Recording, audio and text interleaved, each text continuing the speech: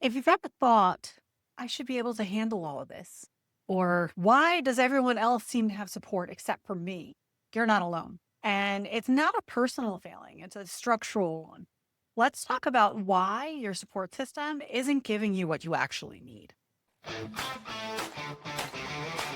I'm Corrie Lo, keynote speaker, leadership strategist, and author of the upcoming book, The Five Overwhelm Culprits. Today, we're diving into one of the most common reasons people feel overwhelmed, burnt out, and emotionally drained. It's a lack of true community. Not acquaintances, not coworkers, not people who know you, but people who actually support you. Because most high performers don't actually have a supportive circle. They have a responsibility circle, and there's a big difference, and you're going to see that today. Let's start with something simple. Humans were never meant to do life alone. We were built for community, actual community, shared responsibility. We were built for mentorship, elders, peers, circles, support, belonging. Today, most people are lucky if they have colleagues, distant friends, online connections, exhausted partners, overwhelmed parents, and polite acquaintances. But this is not what a supportive village looks like. And when I interviewed over 100 high-performing professionals for my book, 56% of them said they had no meaningful support system at all. Not because they didn't want one, but because life today isn't built to create one at all. This isn't about you failing. This is about a system failing you. Let's break down the three most common and painful reasons why you don't have the support that you need today. Number one is you became the strong one. For many high achievers, including myself, being dependable becomes your identity. You're the problem solver. You're the emotional anchor. You're the one that everyone goes to. But here's the truth. People don't support the person they don't believe actually needs help. It's not that they don't care. It's that they genuinely think that you're fine. Being the strong one is a role that you never applied for, but you keep performing it because people expect it, and it's very hard to break out of that pattern.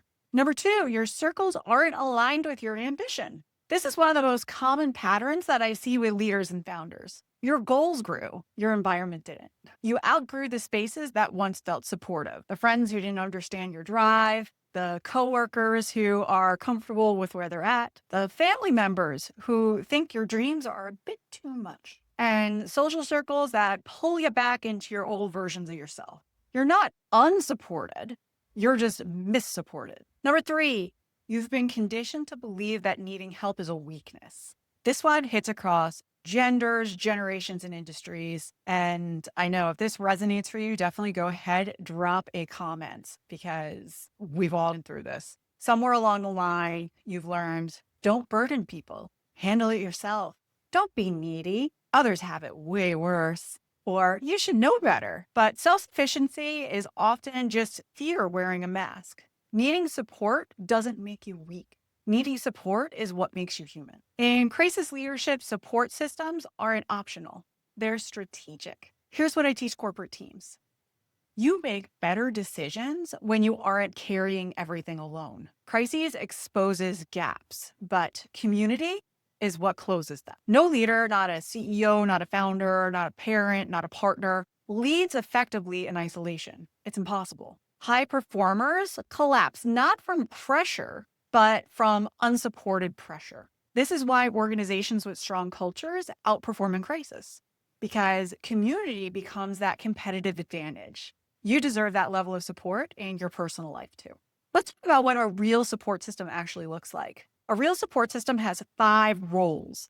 Most people only have one. Now, if you've been with me for a while, you'll know I have an entire episode that's dedicated to the structure of a real support system. I call it your personal board of directors. That episode walks you through the exact 5 roles that every adult needs, including the cheerleader, the mentor, the coach, your peers, and the therapist. Exactly how to build them out. If you want the full breakdown, go ahead, watch episode 36 right after this. We'll make sure that we link to it in the description as well as the end screen. So, how to build out the support system you deserve. Number 1, identify who's actually supporting you, not just who's around that you have access to, but who is truly supporting you. Number 2 is curate your circle intentionally.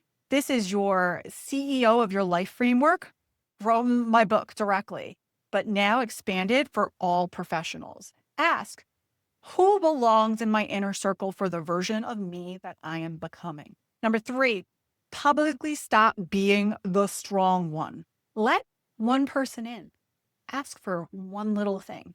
Lower your guard by maybe 5%. Allow yourself to be able to receive from others so that they could show up and support you so that you could be of more service to others in the long run. Step number 4 is add structure to your relationships. Support doesn't grow accidentally. It grows through regular check-ins, community spaces, accountability, reciprocity. You don't need dozens of people. You just need the right people. If this episode hit a nerve, it's because your craving for community is natural. It's human, it's intelligent, and it's a core part of burnout prevention. This entire theme, from curated circles to emotional anchors, is explored deeply within my new book, The Five Overwhelm Culprits, Strategies to Save Your Sanity Without Sacrificing Your Success, which is coming out on May 12th. You don't need to carry your life alone anymore. Let's build your village together. Make sure that you go ahead, take my Overwhelm Culprit quiz in the show notes, and that you subscribe. Share this episode with someone who holds everything together, and I will see you next week on the next episode. I'll see you there. Thanks for checking out The Next Step with Corrie Lo. If this episode resonated with you, share it with a friend, subscribe, and leave a review.